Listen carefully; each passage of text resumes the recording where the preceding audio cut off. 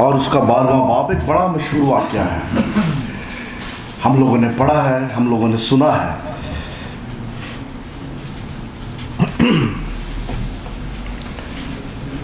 जिनके हाथों में बाइबल्स हैं, लफ्ज़ों पर गौर कीजिएगा। चंद एक नुक्तों की तरफ मैं आपकी तवज्जो दिलाऊंगा आज।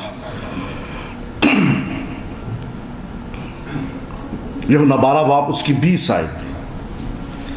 जो लोग ईद में प्रस्तुश करने आए थे, ये ईद फसा मनाने वाले हैं, उनमें बाज यूनानी थे। बस उन्होंने फिलिप्पुस के पास जो बैत सरी गलील का था आकर उससे दरख्वास्त की कि जनाब हम यीशु को देखना चाहते हैं।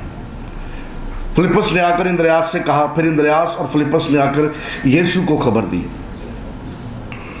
और अगो यीशु का जवाब सुनो। यीशु के पास दरख्वास्त आई है कि जनाब यूनानी देखना चाहते हैं, आपसे मिलना चाहते हैं। अब यीशु के आगे से स्टेटमेंट सुनिए। यीशु ने जवाब में उनसे कहा, वो वक्त आ गया कि इब्ने आदम जलाल पाए। मैं तुमसे सच कहता हूं कि जब तक गेहूं का दाना जमीन पर गिर के मर नहीं जाता, अकेला रहता है, लेकिन जब मर जाता है तो बहुत सा फल लाता है। जो अपनी जान को अजीज रखता है वो उसे खो देता है, और जो दुनिया में अपनी जान से अदावत रखता है वो उसे हमेशा की जिंदगी के लिए महफूज रखेगा। खुदा उनके पाक कलाम के पढ़े सुने और समझे जाने पर उसकी खास बरकत हो। आमीन। आइए कुछ पल के लिए अपने सर को झुकाएं, अपनी आंखों को बंद करें। खुदा उनका रूह अपने वादा के मुआफिक हमारे दरमियान मौजूद है। Praise hallelujah Jesus. Thank you Lord, thank you Jesus. जिंदा मेहरबान आसमानी बाप, ये सिर्फ दिल की गहराइयों से शुक्रगुजारी करते हैं आज की इस खूबसूरत शाम के लिए, इस खूबसूरत महफिल के लिए। खुदा यीशु जी, आपके लोग, आपकी चरागाह की भेड़ें, आपके बेटे बेटियां आपके तख्त के सामने हाजिर हैं। आज अपने कलाम की कुदरत के वसीला से दिलों की आंखों को रोशन कीजिए, छुइए, ब्लेस कीजिए, बड़ी बरकत दीजिए यीशु के नाम में, आमीन। ईद फसा आने वाली है। 22 तारीख को ईद फसा है, और जितना भी जू वर्ल्ड है वो सब ईद फसा की तैयारी कर रहे हैं। लेकिन हमारा ईद फसा से कोई ताल्लुक नहीं है, क्योंकि करंथुस का खत, उसमें पौलुस रसूल कहता कि हमारे लिए फसा का बर्रा कुर्बान हो गया है, and that is Jesus Christ. अब जिसके लिए फसा का बर्रा कुर्बान हो गया है, वो कैलेंडर पे ईद की डेट का इंतजार नहीं करता, उसके लिए हर दिन ईद का है। Every day is a celebration day, क्योंकि मसीहा सिर्फ कुर्बान नहीं हुआ बल्कि वो कब्र और मौत पर गालिब भी आया है। लेकिन चारों अनाजील का मुतालिया करें तो ईद फसा से पहले चंद एक वाकयात बड़े काबिल गौर थे, और उन्हीं वाकयात में से एक ये वाकया जिसकी बाबत अभी हमने यूहन्ना 12 बाब में से पढ़ा। मगर याद रखिएगा, जब हम यूहन्ना की अंजील खोलते हैं, जब यूहन्ना की अंजील का मुतालिया करते हैं, तो एक बात हर दफा पढ़ने से पहले समझ जाइएगा कि ये यूहन्ना के थीसिस हैं। ये उसने थीसिस लिखे हुए हैं, और अपने इस थीसिस में, अपने इन नोट्स के अंदर यूहन्ना ने ये साबित करने की कोशिश की है, जीसस इज गॉड। दुनिया उसको उस्ताद मानती थी, वो कहता वो महज उस्ताद नहीं। दुनिया उसको नबी जानती थी, वो कहता ये महज नबी नहीं है, ये वो जात है जो किसी नबी, किसी उस्ताद, किसी रसूल, किसी नबी से बढ़कर है। He is God. जैसे जाते इलाही जिंदगी और ज़रूरियात जिंदगी पूरी करता है, वैसे ही देखो खुदावंद यीशु मसीह ये जिंदगी भी दे रहा है और ज़रूरियात जिंदगी भी दे रहा है। इसने अपनी अंजील का जो राइटिंग स्टाइल है वो ही ऐसे लिखा। मिसाल के तौर पे यूहन्ना की अंजील उसका 2 बाब, वहाँ पे काना गलील में खुदावंद यीशु मसीह पानी को मैं बना रहा हूँ, वो ज़रूरियात जिंदगी पूरी कर रहा है। यूहन्ना की अंजील उसका 3रा बाब, निकोदेमुस आया, उसको नई पैदाइश की बात कर रहा है, नई जिंदगी की बात कर रहा है। यूहन्ना की अंजील उसका 4 बाब, सामरी औरत से मुलाकात कर रहा है, उसको हमेशा की जिंदगी की बात कर रहा है। यूहन्ना की अंजील उसका 5वां बाब, एक वो शख्स जो के पास 38 बरस से बैठा हुआ था, उसको खुदावंद हील कर रहा है, उसकी ज़रूरियातें ज़िंदगी पूरी हो रही है। यूहन्ना की इंजील उसका 6वां बाब, 5000 से भी ज़्यादा भीड़ को खुदावंद यीशु मसीह ने खाना खिला दिया, वहाँ पे वो ज़रूरियातें ज़िंदगी पूरी कर रहा है। यूहन्ना की इंजील उसका 8 बाब, एक वो औरत जो एन फेल के वक्त पकड़ी गई, खुदावंद उसको प्रोटेक्ट करके उसको हमेशा की ज़िंदगी दे रहा है। यूहन्ना की इंजील उसका 9वां बाब, एक वो शख्स जिसकी जन्म से अंधा, जिसकी जन्म से बिनाई नहीं है, उसकी आंखें खोल के खुदावंद उसकी ज़रूरियातें ज़िंदगी पूरा कर रहा है। यूहन्ना की इंजील फिर 11वां बाब, लाजर को कब्र में से बुला के खुदावंद उसको जिंदगी दे रहा है। मतलब खुदा की जात अगर जिंदगी देती, ज़रूरियातें जिंदगी भी मुहैया करती, यूहन्ना कहना ये चाह रहा है, लुक एट जीसस, अरे ये जिंदगी भी देता है, ये ज़रूरियातें जिंदगी भी पूरा करता है, क्योंकि यीशु ही खुदावंद है। हालेलुया। वो कदम कदम पे ये साबित करने की कोशिश कर रहा है, जीसस इज गॉड। अरे वो खुदावंद है, वो जिंदगी भी मुहैया करता है, वो ज़रूरियातें जिंदगी भी मुहैया करता है। और यहां पर 12वां chapter, this is very important, बहुत कुछ है इस 12वें चैप्टर के अंदर, बहुत सारी चीजें काबिल गौर है। और उन्हीं बहुत सारी बातों में से एक ये पैसेज जिसकी बाबत अभी हमने पढ़ा, यूनानी यीशु से मिलने आ गए, ये असर है, यूनानी आ गए, अगे पिछे तो आए कोई नहीं, पिछे 11 चैप्टर वो तुम आए कोई नहीं, अज तुम यीशु नूं वेखण आ गए। समथिंग वॉज वेरी स्पेशल, कोई ऐसी बात थी जो यूनानियों को भी कायल कर गई थी। यूनानी लॉजिक की बात करते थे, उनको हर चीज में मंतक चाहिए, ये रूह की बातें और मिरेकल्स, ये मौजज़ात, ये ख्याली और हवाई बातें नहीं, प्रूफ के साथ, लॉजिक के साथ, मंतक के साथ, जो अकली दलाइल पे बात पूरी उतरती हो।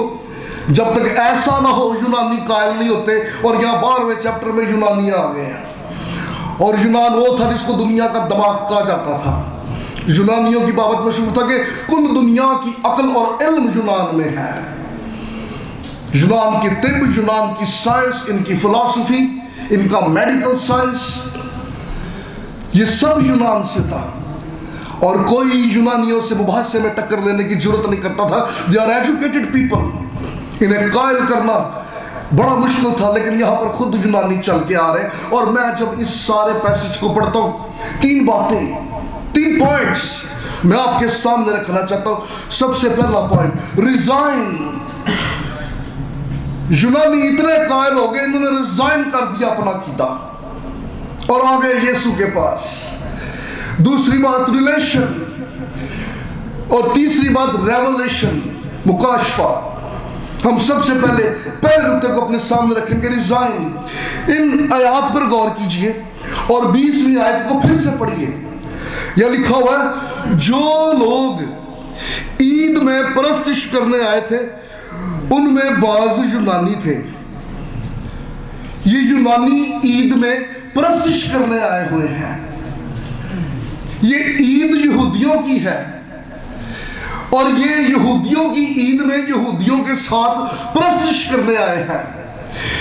और दौरान परस्तिश ये अब यीशु को देखना चाहते हैं। This is the point. ये गैर कौम वाले हैं, ये यहूदियों की ईद है, ये यहूदियों की ईद में परस्तिश करने आए हैं, सेलिब्रेट करने आए हैं। लेकिन इनको इस परस्तिश में यीशु को देखना है। They want to see Jesus. परस्तिश भी है, ईद भी है, गैदरिंग भी है, लेकिन ये सब नहीं चाहिए, यीशु चाहिए। ये यूनानियों की रिक्वायरमेंट थी जो गैर कौम से आए थे। What is your requirement? जब मजमा भी है, गैदरिंग भी है, परस्तिश भी है, लेकिन कितने हैं जो इस परस्तिश में यीशु को देखते हैं? कितने हैं जो इस परस्तिश में उसकी हुजूरी को महसूस करते हैं? How do you feel about Jesus? कितने हैं जो यीशु को देख लेते हैं परस्तिश में, जो उसकी हुजूरी को महसूस कर जाते हैं? अरे देखो इनकी रिक्वायरमेंट, इनकी तलब देखो।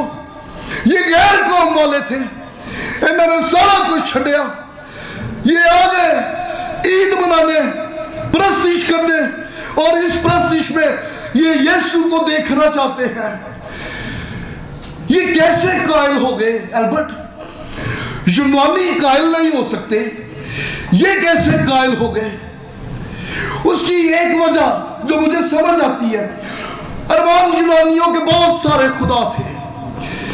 आसमान का खुदा, बिजली का खुदा, खेती बाड़ी का खुदा, रोजगार का खुदा, औलाद देने वाला खुदा, नींद बरसाने वाला खुदा, शिफा देने वाला खुदा, रिज़्क़ की बहाली का खुदा, हर एक काम के लिए इनके पास खुदा थे।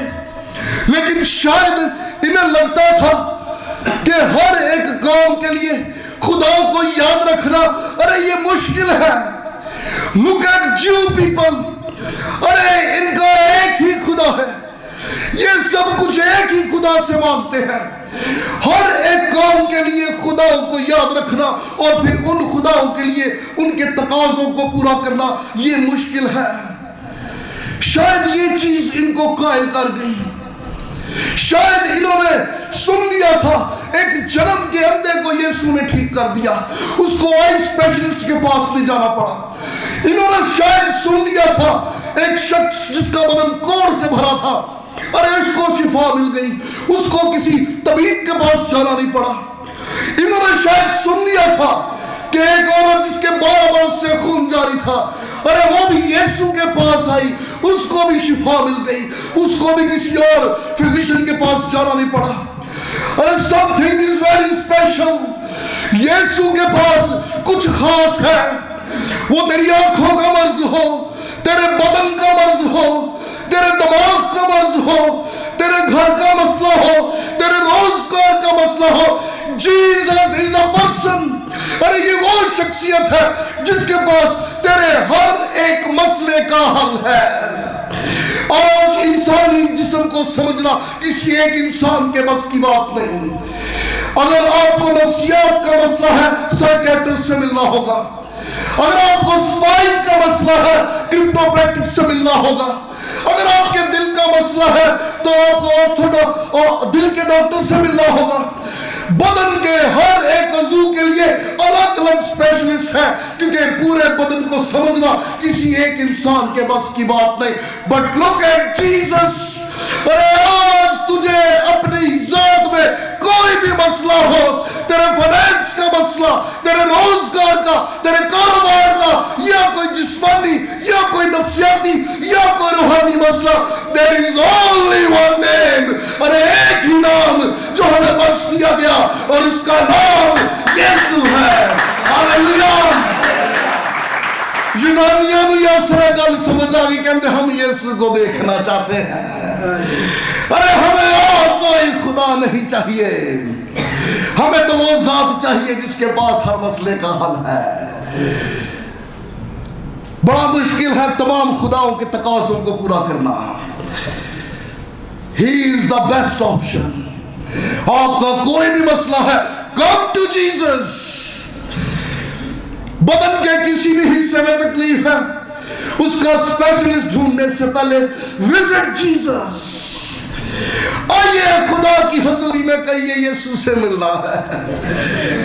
अरे यीशु को देखना चाहती हूँ, मैं यीशु से मिलना चाहती हूँ। अरे इंसानों के पास नहीं, लेकिन मेरे यीशु के पास मेरे हर मर्ज का इलाज है। हालेलुया। आइए खुदावत के लिए जोर। पॉइंट भूलने नहीं है। रिजाइन। इन्होंने अपने अकीदे से रिजाइन कर दिया। No, this is the best option. एक खुदा, एक शख्सियत, ओनली वन पर्सनालिटी जिसके पास हर मर्ज का इलाज है। दूसरी बात, रिलेशन। अल्बर्ट पतरस कौन नहीं गए, वो बाकी शगीर्दों से पढ़ा था, हेड था। ये सीधा फिलिप्पस के पास गए। उसका रीजन था, फिलिप्पस यूनानी नाम है, इनको लगता था ये हमारे जैसा है, ये हमारे जैसा है और यीशु के साथ रिलेशन में है, इसलिए वो फिलिप्पस के साथ कंफर्टेबल थे। वो किसी शागिर्द के पास नहीं गए, उन्होंने सुन लिया कि वो फिलिपस फिलिपस करते फिर यार ये यूनानी सा लगता है, इसका नाम फिलिपस है, ही इज फिलिप। वो मगर फिलिप लब कहा कि सर आप यीशु के शागिर्द हैं, आपका उससे रिलेशन है, हम भी यीशु से मिलना चाहते हैं। And what a blessing. उनको फिलिप में अपने जैसा एक शख्स नजर आता था और उन्होंने अपने आप को कायल कर लिया, इसका रिलेशन यीशु के साथ है, इसलिए ये हमें यीशु से मिला सकता है। इसका मतलब पता है क्या? पाजी साहब, आपके चर्च की ऊंची ऊंची इमारतें दुनिया को यीशु से नहीं मिला सकती। अरे आपके चर्च में लगे हजारों के मजमे, अरे ये दुनिया को मुतासर नहीं करेंगे कि यीशु से मिला जाए। अगर कोई दुनिया को मुतासर करेगा तो आपका यीशु के साथ रिश्ता। दुनिया में चलते फिरते अगर दुनिया को लगता है कि आप उन जैसे हो, मगर आपका चाल चलन, आपका बोल चाल दुनिया को कायल कर देगा, इस शख्स का ताल्लुक यीशु के साथ है। अरे ये है जो मुझे यीशु से मिला सकता है। अरे दुनिया आज यीशु से मिलना चाहती है, लोग यीशु को देखना चाहते हैं, लेकिन शर्त यह है, अरे आपका यीशु के साथ रिलेशन कैसा है? क्या आप किसी एक जात को, अपने किसी दोस्त को, अपने किसी कुलीग को, अपनी सर्कल, अपनी सराउंडिंग में काम करने वाली किसी एक शख्सियत को यीशु से मिला सकते हो? What is your relation today? अरे आज आपका खुदावंद के साथ रिश्ता कैसा है? अरे वो लोग मुबारक हैं जो दूसरों को यीशु के साथ मिला देते हैं, जो दूसरों का ताल्लुक यीशु के साथ बना देते हैं, जो दूसरों को यीशु की पहचान करा देते हैं। एक दफा माजी पर निकाह करके देखिए, कितना वक्त हो गया कि मैं किसी को लेके आया हूं यीशु के पास। कितना टाइम गुजरा है मैंने अपनी गवाही किसी से शेयर की हो। कितना वक्त गुजरा इस बात को कि मेरे गुफ्तार से, मेरे चाल चलन से, मेरे रवैये से लोगों को ये शक पड़ा हो कि यार इसका ताल्लुक यीशु से है, इसका उठना बैठना यीशु के लोगों से है। What is your relation today? अरे आज मेरा और आपका रिश्ता कैसा है? कहीं ये रिश्ता छुपा हुआ तो नहीं चार दीवारी के अंदर, किसी को पता ही कोई नहीं, चर्च के पादरी को भी नहीं पता कि मेरी रूहानियत का लेवल क्या, मैं कर दुआ करना वहां खामोशी नो। अरे ये रिश्ता नजर आना चाहिए। मोहब्बत होती है तो वो दिख जाती है, छुपी नहीं रहती, वो पता लग जाता है। जहां पे चीजें छुपी होती है वो ढोंग होता है, हकीकत छुपती नहीं। अगर मोहब्बत है, अगर ताल्लुक है, अगर रिश्ता है तो वो दिखना चाहिए मेरे रवैये से, मेरे चाल चलन, मेरे अंदाज, मेरे गुफ्तार से लोग जाने कि इसका ताल्लुक यीशु से है, और दुनिया आए और पूछे हम यीशु से मिलना चाहते हैं। और एक गवाह बन जाइए, दुनिया को यीशु से मिलाने वाले बन जाइए। और नई कलाम सुना सकते ना सही, अपनी गवाही दस दो। अरे मैं कैसे बच गया, मैंने कैसे निजात पाली, अरे मेरे घर वाले, मेरा भाई, मैं खुद, अरे मैं किन मसलों से दो चार था। जिस दिन यीशु ने मेरा हाथ थाम लिया, अरे निजात मिल गई, सुकून आ गया, मेरी जिंदगी बदल गई। अरे दुनिया को अपनी गवाही बता दीजिए, आपके वसीला से लोग भी यीशु का दीदार कर जाएंगे, जिंदगियां बदल जाएंगी, निजात मिल जाएगी। हालेलुया। पहली गल रिजाइन, ते दूजी गल रिलेशन। मैं हैरान था यूनानी लोग इस 12वें चैप्टर में क्यों आ गए यीशु से मिलने। अच्छा, उसकी एक और बहुत बड़ी वजह थी,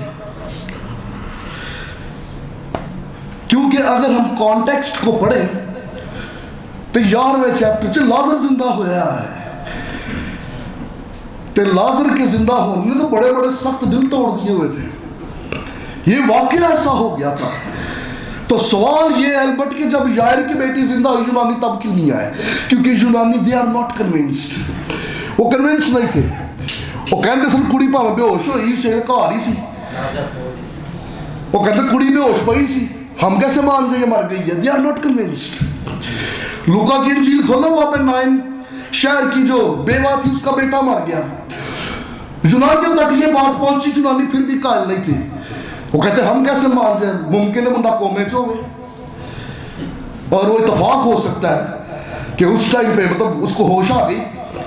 दे आर नॉट कन्विंस्ड। लेकिन लाजर के मौजे ने सख्त से सख्त दिल और सोच को तोड़ के बदल के रख दिया, क्योंकि अकीदा यह था कि मरने के बाद 3 दिन तक रूह जो है उस शख्स की कब्र के इर्द गिर्द मंडलाती है, और चौथे दिन उसकी बॉडी जो है वो गलनी सड़नी हो जाती है।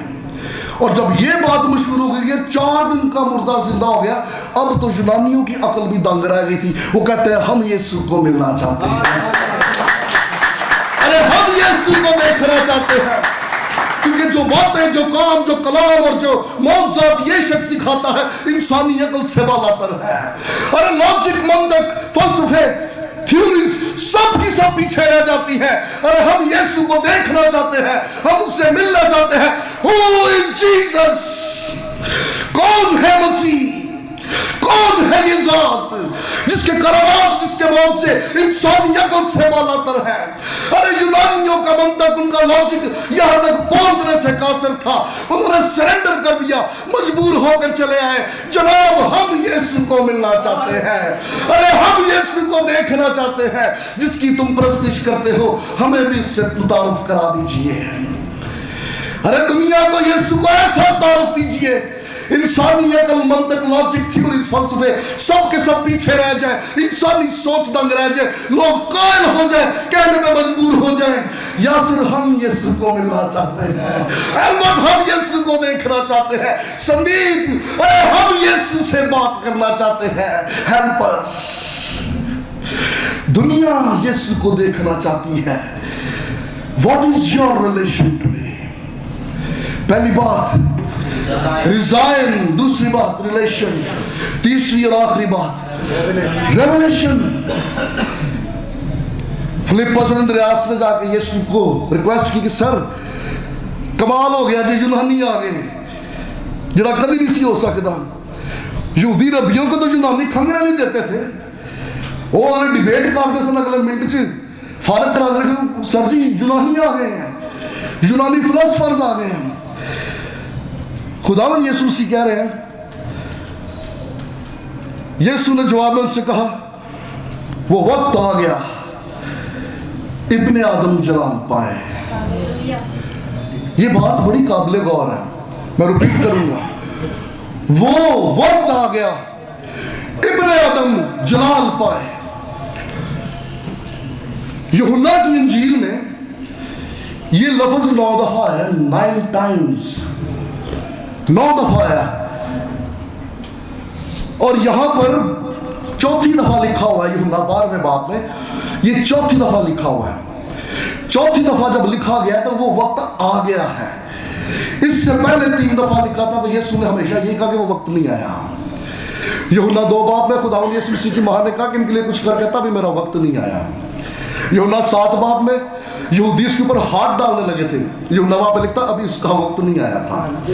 फिर यूहन्ना 8 बाब के अंदर फिर यहूदी खुदावंद यीशु मसीह को संसार करना चाहते थे, यूहन्ना वहां पे लिखता अभी उसका वक्त नहीं आया।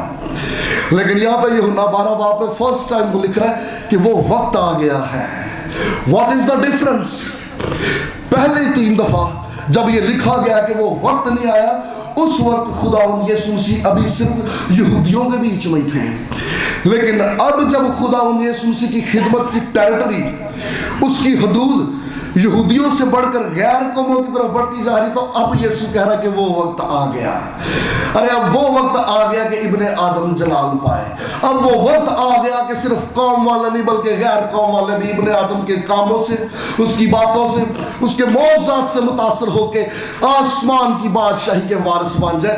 अब वो वक्त आ गया कि इब्ने आदम जलाल पाए। हालेलुया। गौर कीजिए, वो वक्त कब आ गया? वो वक्त तब आ गया जब अपनों ने रद्द किया और गैरों ने गले लगाया। ये वक्त तब आ गया जब खुदावंद यीशु मसीह की मिनिस्ट्री में नए लोग शामिल होने शुरू हो गए, वो वक्त आ गया कि अब नए लोग खुदावंद यीशु मसीह से मुलाकात करने के लिए आ रहे हैं। इसलिए ये वक्त आ गया। This is the message for you. अरे जब अपने रद्द कर दे दूसरे गले लगा रहे, समझ आइए दैट इज योर टाइम। अरे जब नए नए लोगों से खुदावंद मिलाना शुरू कर दे, दैट इज योर टाइम। अरे जब खुदावंद आपकी हदों को बढ़ाना शुरू कर दे, जब बाउंड्रीज एक्सपैंड होनी शुरू हो जाए, आपके लिए मैसेज ये है। अरे आपके रोजगार के लिए, आपके कारोबार के लिए, आपके बिजनेस के लिए, आपकी हेल्थ के लिए, दिस इज योर टाइम। अरे अब वो वक्त आ गया है कि अब खुदावंद आपके वसीला से जलाल जाहिर करे, आपके रोजगार में, आपके खानदान में, आपके जिस्म के अंदर, या आपके किसी अजीज की जिंदगी में। अब वक्त आ गया कि अब खुदावंद अपना जलाल जाहिर करे। Hallelujah, hallelujah. आइए खुदावंद के लिए जोरदार तालियां। अरे जो अपने लोगों में होके अपने जलाल को जाहिर करता है। Hallelujah, hallelujah. अब वो वक्त आ गया है आपके वसीले इब्ने आदम का जलाल जाहिर हो। अब वो वक्त आ गया है, या सर अब वो वक्त आ गया है कि सुहार चर्च में नए नए लोग एंटर हो। This is the time. तो कलीसिया बदनी शुरू हो जाए, समझो दिस इज द टाइम। अरे जब मिनिस्ट्रीज एक्सपैंड करना शुरू कर दे, दिस इज द टाइम। जब खुदावंद रोजगार के मामलात के लिए नए नए लोगों से मिलाना शुरू कर दे, दिस इज योर टाइम। अरे आपका वक्त आ गया है कि अब खुदावंद जलाल दिखाना शुरू कर दे। हालेलुया। बहुत बड़ी अजीब थी दरख्वास्त ये थी, बिना खुदावंद के पांच लोगों के कह रहे हम यीशु को मिलना चाह रहे हैं। और यीशु का जवाब, जब तक कोई दाना जमीन पे गिर के मर नहीं जाता। This is the revelation. ये वो मुकाशवा है। जब तक कोई दाना जमीन पर गिर के मर नहीं जाता, तब तक वो बहुत सारा फल नहीं लाता। और ये खुदावंद यीशु मसीह अपनी मौत की बाबत कह रहे हैं। जैसे एक दाना जमीन में दफन होता है, मर जाता है, लेकिन मरने के बाद उस दाने में से नई जिंदगी निकलती है। और जब वो जिंदगी बढ़ती फूलती है, फिर वो बहुत सारा फल पैदा करती है। वैसे ही खुदावंद यीशु मसीह, ये बीज, ये दाना खुदावंद यीशु मसीह है जो मर गया, दफन हुआ, लेकिन फिर तीसरे दिन मुर्दों में से जी उठा। और जब वो जी उठा तो एक नई जिंदगी आई, और वो जिंदगी बड़ी फूली और बहुत सारा फल लाई। और उसका फल ये सुहार चर्च में पड़ा हुआ नजर आ रहा है। This is the fruit. अरे जब तक ये दाना मर ना जाएगा, ये बहुत सारा फल ना लाएगा। ये है इब्ने आदम को जलाल, ये उसके नाम को जलाल है। वो मर गया, वो दफन हुआ, वो तीसरे दिन मुर्दों में से जी उठा, ताकि इब्ने आदम के नाम को जलाल मिले। अरे सिर्फ कौम वाले नहीं, गैर कौम वाले भी जाने, दुनिया बेचैन हो जाए, तड़प उठे, आके कहे हम यीशु को देखना चाहते हैं। अरे हम यीशु से मिलना चाहते हैं। वो कौन जात है जो मर गया, दफन हुआ और फिर तीसरे दिन मुर्दों में से जी उठा, जो मौत और कब्र पर गालिब आ गया। अरे आज खुदावंद आपके वसीला से अपने नाम को जलाल देना चाहता है। अपना रिश्ता खुदावंद से मजबूत कीजिए। दुनिया आपसे मिलके कहे भाई हम यीशु से मिलना चाहते हैं, हम यीशु को देखना चाहते हैं। Where you stand today? अरे आपका और मेरा यीशु के साथ रिलेशन कैसा है, रिश्ता कैसा है? आए हम सब अपने कदमों पे खड़े हों। ओ जीसस, कहिए खुदावंद को कि खुदावंद मुझे इस लायक बना, मैं तेरे साथ मजबूत रिश्ते में कायम होना चाहता हूँ, कायम होना चाहती हूँ, ताकि मैं दूसरी जानों के लिए बाइस वसीला, बाइस बरकत साबित हूँ। ओ हालेलुया, हालेलुया जीसस। कोई जुबान खामोश न रहे, अपने लबों को खोलिए। ओ हालेलुया जीसस।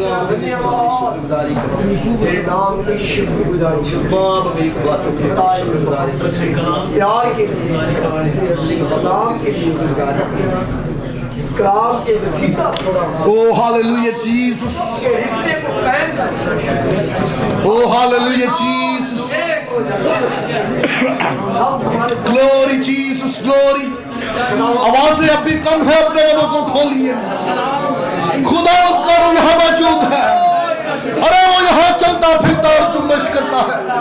कहिए खुदावंद को, खुदावंद मैं तुझे देखना चाहता हूँ, खुदावंद मैं तुझे देखना चाहती हूँ, मुझ में से अपने जलाल को जाहिर कर।